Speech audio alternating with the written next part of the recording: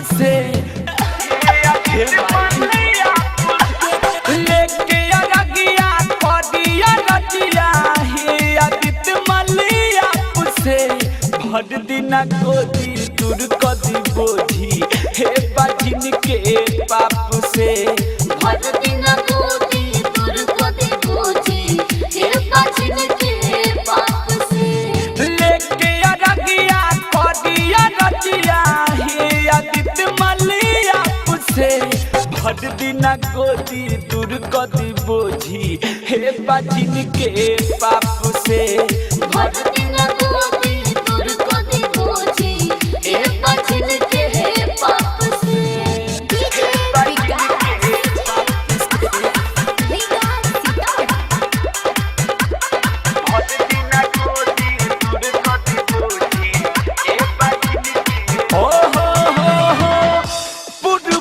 जन्म में भइल कौन चूक हो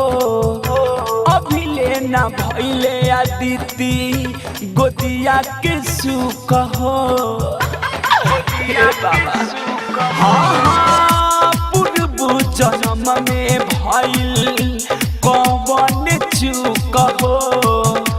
अभी लेना पैनी आदिति गोदिया के सुख हो हमारा उपरिया फेर दिन करिया दिन उपद सन ताप से हमारा उपरिया फेर दिन करिया दिन उपद सन ताप से भर दिन गोदी दूर कदी बोझी हे बाजिन के पाप से भर दिन गोदी दूर कदी बोझी हे बाजिन के पाप से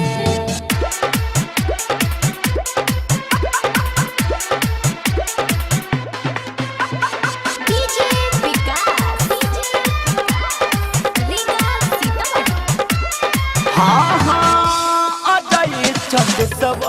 पिया पड़ल बा सोच में कब खिली अंगना दुआरा डूबल संकोच में अजय चंद सब पिया पड़ल बा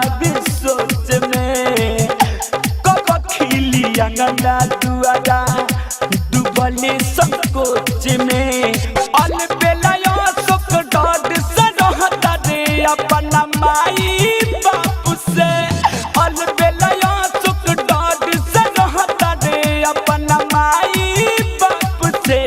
भर दिन गोदी दूर कदी बोझी हे बाजिन के पाप से